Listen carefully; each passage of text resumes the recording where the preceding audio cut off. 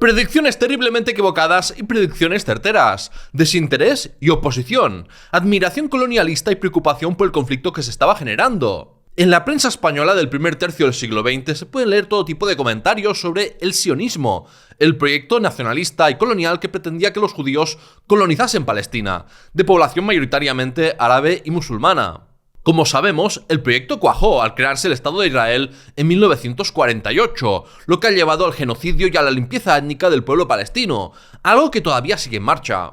Soy David Cot, presentador de Memorias Hispánicas, y hoy viajamos a la España de hace un siglo para ver las reacciones que generó el sionismo. Memorias Hispánicas. Lo primero que hay que decir es que el sionismo y en general lo que pasaba en Palestina despertará un poco interés en la prensa española, por lo que no se escribieron demasiados artículos sobre el tema. Aún así, los fragmentos que he seleccionado creo que son bastante representativos de cómo se leía desde un país en el que apenas vivían judíos, por las expulsiones y conversiones forzosas acontecidas siglos antes. También desde diferentes tendencias políticas, como la derecha católica, el liberalismo burgués o el socialismo.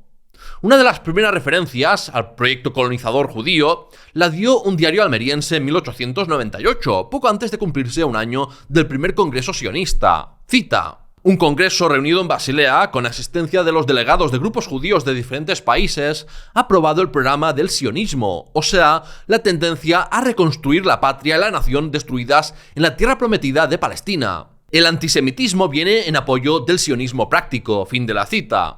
El articulista señalaba, con razón, que a los europeos que odiaban a los judíos les interesaba favorecer la idea de una colonización judía de Palestina. Era una forma de librarse de ellos, en unos tiempos en los que la diferente religión de los judíos de distintas partes del mundo podía hacer que no encajaran bien ni en el mundo de Estados-nación que se estaba construyendo, ni con las nociones de igualdad ante la ley de los ciudadanos de un país, porque había quienes percibían a los judíos como extranjeros. Con todo, entre los judíos había quienes se oponían al proyecto sionista, como sigue ocurriendo hoy en día, lamentablemente ya de forma minoritaria. El periodista sefardí Sam Levy escribió esto en la revista La Raza, cita: los judíos no podrían formar una nación, ni mucho menos un pueblo aparte. ¿Son una raza? Aquí está también permitida la duda. Los judíos diseminados en los diferentes países no tienen rasgos comunes, caracteres comunes, un origen común, y no se podría atribuirles una unidad racial. ¿Por qué se empeñan los sionistas en confundir todos los judíos, en meterlos en el mismo canasto? Ante todo porque esto sirve a su causa. Fin de la cita. Con clarividencia, Sam Levy vio que los sionistas usarían las críticas al sionismo y a Israel para acusar a los demás de antisemitas, como si para empezar esa palabra se refiriera a los judíos, o como si el ser judío fuera una realidad biológica. Como destacaban algunos articulistas, el sionismo no se trata de una doctrina religiosa, sino de un movimiento político nacionalista. También entre los judíos ortodoxos había contrarios al sionismo, que veían a muchos sionistas como gente irreligiosa y nacionalista que se autoproclamaba judía por descender de judíos practicantes. Para ellos, el sionismo trataba de conseguir lo que solo era una tarea de Dios, por lo que debían esperar a la llegada del Mesías. Cita: la institución universal de los israelitas ortodoxos se encuentra en oposición absoluta frente al sionismo. Aunque dichos ortodoxos son contrarios a todo organismo librepensador en general, y a la orientación liberal de los judíos en particular, ellos consideran a los sionistas como sus más encarnizados adversarios. Según el concepto de aquellos, los sionistas están cometiendo un grave pecado al querer forzar, por medio de la política y la diplomacia, esto es, por medios temporales, el logro de lo que la divina providencia aún no ha concedido hasta este día: el regreso a Tierra Santa de las 12 tribus de Israel, dispersas por el globo. Fin de la cita. Claro que el problema para cumplir el deseo de que unos judíos colonizasen Palestina era que esa región estaba bajo la soberanía del Imperio Otomano. En algunos momentos el proyecto pareció quedar en una nota a pie de página en la historia por su fracaso. Esto se decía en un periódico en 1911, cita: el gobierno otomano ha prohibido compra de terrenos por los israelitas en Palestina. No dejará probablemente que se junte una nacionalidad nueva a todas las ya existentes, y que frecuentemente son para el gobierno motivo de preocupación. La noticia entraña importancia. Indica que el sionismo, ese gran movimiento de los ismaelitas que pretenden rehacer la nación judía, está condenado a desaparecer. Fin de la cita. Una lástima que el articulista se equivocase por completo con su predicción. Hay que decir que unas décadas atrás todavía había cristianos que se creían cruzados y querían conquistar Palestina, tal y como se señala en un artículo de la revista La Esfera. Cita: Hubo luego un momento al terminar la guerra ruso-turca de 1877-1878 en que pareció posible la creación de una Jerusalén cristiana, independiente de la soberanía del sultán, e internacionalizada para uso de católicos, protestantes y cismáticos de toda especie.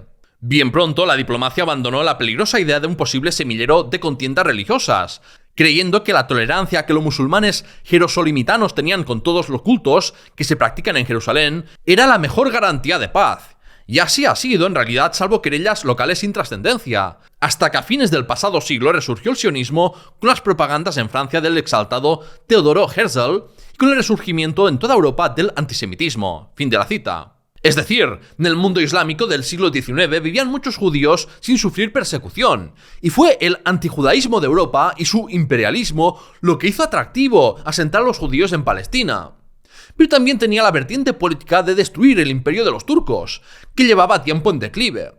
Eso es lo que llevó a que el gobierno británico diera el impulso decisivo al sionismo y que otros países se sumasen por el mismo interés.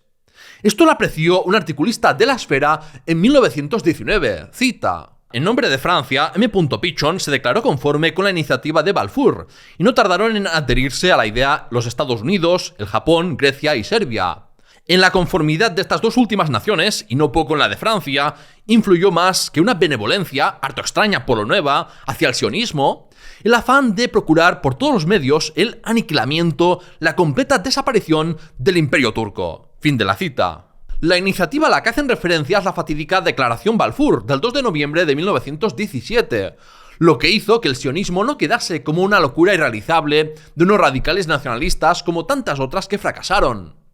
En ella, el ministro de Exteriores británico comunicaba al banquero judío Lionel Walter Rothschild lo siguiente, cita: el gobierno de Su Majestad contempla con beneplácito el establecimiento en Palestina de un hogar nacional para el pueblo judío, y hará uso de sus mejores esfuerzos para facilitar la realización de este objetivo, entendiéndose claramente que no se hará nada que pueda perjudicar los derechos civiles y religiosos de las comunidades no judías existentes en Palestina. Fin de la cita. Suerte que no debía perjudicar los derechos de las comunidades no judías palestinas, ¿eh? La pérfida Albión en su máxima expresión. De hecho, numerosos políticos ingleses protestaron contra la promesa por los conflictos que previsiblemente el proyecto sionista provocaría en Palestina. Lord Lamington advirtió, cita: recordad las promesas que Inglaterra hizo a los árabes en la Gran Guerra. Es una vergüenza el modo como hemos faltado a la palabra que les dimos. Fin de la cita. Después de desmoronarse el Imperio Otomano y de quedar Palestina bajo un mandato británico de la Sociedad de Naciones, se tomó decididamente el camino de colonizar Palestina con judíos con el respaldo de potencias imperialistas europeas. Como es habitual entre colonos, a los sionistas nunca les importó la población nativa, y en el proyecto de crear el Estado de Israel siempre estuvo el hacer una limpieza étnica como la que se hizo en España con los andalusíes. Eso significa que llegar al genocidio no era inevitable, pero sí estaba en los planes originales convertir a los árabes palestinos en minoría o expulsarlos directamente de su propio país. Esto no solo lo digo yo, ni nos lo dice la historia posterior, sino que ya era recogido por la prensa de la época. La correspondencia de Valencia, en 1930, lo expresaba con claridad. Cita: la Declaración Balfour, tal y como es interpretada por los sionistas de todo el mundo, equivale al decidido propósito de ir eliminando paulatinamente a los árabes como elementos nacionales en los territorios que siempre han ocupado desde hace muchas centurias. Fin de la cita. En El Día, uno de los periódicos del multimillonario Juan Marc, se dijo, cita: los sionistas, que son los más exaltados de los judíos, no pretenden reivindicar Jerusalén para ellos exclusivamente, sino fundar un estado hebraico que domine en el país de Israel. Pero no piensan más que en su pueblo, no se acuerdan de consultar a los otros ocupantes de Palestina. Fin de la cita. A un articulista de La Esfera no le costaba imaginarse, tan pronto como 1919, qué iba a pasar en Palestina si las ambiciones sionistas avanzaban. Cita: lo que la delegación sionista pide a la Conferencia de la Paz no es ya, en efecto, la formación de núcleos de agrupación étnica y espiritual, sin ningún carácter político. El nuevo programa significa nada menos que la resurrección de la nacionalidad judía en Palestina y la formación de un Estado independiente. Y así fue el sionismo afianzándose, cobrando aliento, sumando fuerzas, hasta convertir su primitivo y modesto programa en una pretensión que, de ser satisfecha, dará lugar a que sean vejados los musulmanes de Palestina, que son inmensa mayoría. Encenderá la chispa de rencor que podrá mañana convertirse en hoguera de una lucha de razas y de religiones. Y por último, al lastimar profundamente a todos los cristianos del mundo, hará surgir, como en los peores momentos del antisemitismo, el odio contra el judío. Fin de la cita. Y todo esto es precisamente lo que ha pasado desde que empezó la colonización sionista de Palestina. Muy bien por acertar y por decir que los judíos de fuera de Palestina no tenían ningún derecho sobre la tierra que reclamaban. Eso sí, en la argumentación no tanto, porque usaba un argumentario antijudío al decir que los judíos bíblicos cometieron toda clase de crímenes y que por tanto los judíos de su tiempo eran de la misma calaña. No obstante, también he encontrado numerosos artículos que ensalzaban el sionismo desde un punto de vista colonialista. Celebrar la colonización sionista de Palestina era una forma de alabar las colonizaciones europeas en general. Por ejemplo, en un artículo de La Esfera de 1925 se decía, cita, «La obra realizada por el sionismo en Palestina no deja, a pesar de todo, de ser admirable. Es la obra que podía esperarse de la tenacidad, de las inagotables energías e iniciativas, del espíritu emprendedor y del claro entendimiento de la raza judía». En el brevísimo plazo de 5 años han surgido en ellas, como por arte de encantamiento, pequeños burgos edificados con arreglo a un plan y embellecidos por largas avenidas de árboles, en torno a los cuales tienen al presente vida próspera, granjas modelos provistas de material perfeccionado, de aparatos de motocultivo, de numerosos canales de riego. Los terrenos, antes estériles o mal cultivados, son ahora fértiles y dan la impresión de explotaciones perfectamente reguladas y conducidas con un celo inteligente. Fin de la cita. También había quienes se mostraban favorables al sionismo por la persecución que sufrían los judíos después de que los nazis se hicieran con el poder en Alemania. Esto se decía en 1933 en El Mundo Gráfico, cita, «El sionismo en sí es una noble idea, pero su realización tropieza con grandísimas dificultades. Y sin embargo, hoy preocupa a los hijos de Israel más que en las épocas anteriores. El triunfo de Hitler en Alemania y el bárbaro antisemitismo que reina en este país han acentuado la agudez del problema sionista, más bien del de Palestina. Cerca de 600.000 judíos alemanes son perseguidos, privados de su modo de existencia, condenados al hambre, humillados, insultados. El Comité de Acción de la Organización Sionista nunca podrá reunir los centenares de millones necesarios para la anhelada salvación de todos los judíos perseguidos y arruinados en Alemania, en Rumanía, en Polonia». Fin de la cita. El diario conservador La Última Hora publicó un artículo en junio de 1936 sobre el conflicto de Palestina, después de estallar la gran revuelta árabe que terminó en 1939. Cita, «Las luchas de los árabes contra los judíos tienen origen en la posesión de la tierra por los sionistas en daño de los árabes pobres. Las calles de Jaffa se han teñido de sangre judía. Del fondo impenetrable del desierto llegan montados veloces caballos. Los judíos huyen despavoridos al fondo de sus casas en tanto la policía británica enfrenta sus armas con los hijos del Islam. Ni en su propia tierra tiene el pueblo judío paz en sus hogares. La maldición bíblica pesa como una losa de plomo que nadie podía levantar sobre un pueblo disperso sobre la faz de la tierra que pagará su tributo de sangre por los siglos de los siglos». La labor perseverante de estas colonias judías ha creado verdaderos vergeles, no exentos, claro está, de utilidad económica. En las inmediaciones de Jaffa, donde antes solo había dunas inhospitalarias, se levantan ahora hotelitos modernos sombreados por centenares de árboles. Año tras año, la inmigración ha crecido. De una parte, atraídos por el recuerdo latente de la tierra de promisión que vieron los ojos del más grande legislador del pueblo hebreo, Moisés. De otra, la persecución manifestada en matanzas unas veces y la hostilidad implacable de la población europea otra. En los últimos años, aumentada por la dureza de la persecución hitleriana, que reanuda en este punto la vieja historia del odio germánico a la raza judía. Con la emigración, los judíos han conquistado nuevas tierras. En 1924, 1.200 hectáreas pertenecían a los sionistas y 2.200 a los árabes. En 1932, los judíos poseían 9.500, en tanto que los árabes 6.500. Las colonias agrícolas, que en 1900 eran solo 22, han crecido en 1933 hasta 130. El campesino árabe, perezoso por imperio de su raza, sobrio por mandato de su religión, se ve expulsado de la tierra. Pero hay además una razón de peso político. Un gran jefe sabei, Mohammed Amin el-Hussein, que representa al movimiento panislámico, sitúa el problema con estas palabras. El mayor daño que amenaza a la unidad árabe es la realización de las aspiraciones sionistas, cuyo único objetivo es separar, por un elemento extraño, los países árabes de África de los países árabes de Asia. Al solo anuncio de este peligro del fondo, del desierto, llegan a caballo los árabes belicosos y terriblemente fanáticos. Fin de la cita. En el artículo que acabo de leer se identifican elementos en favor del sionismo, como considerar que Palestina era la tierra de los judíos, o celebrar el desarrollo económico que promovieron los colonos.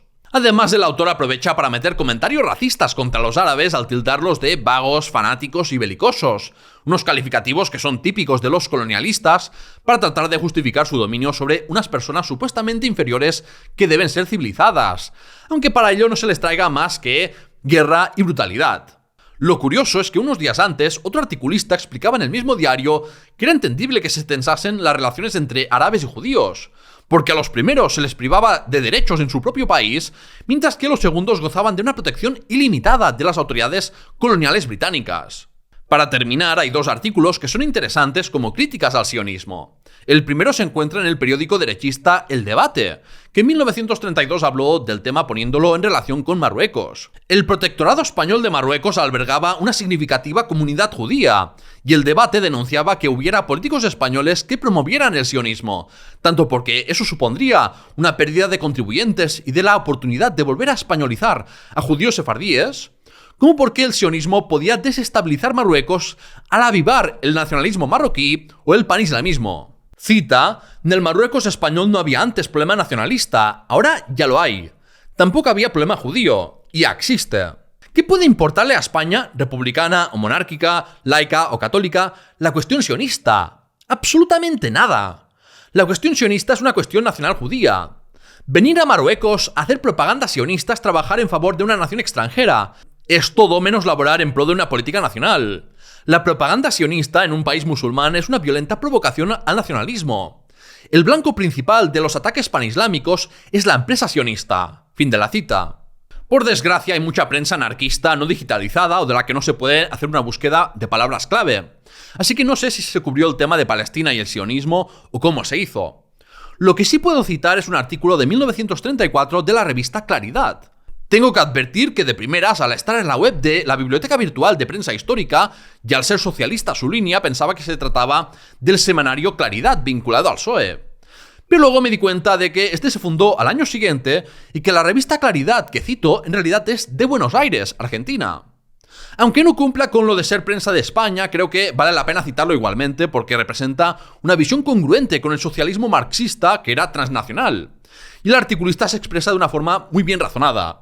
Dice así, cita: preocupa a los judíos el problema del antisemitismo y del sionismo, o sea, la reconstrucción de la patria perdida.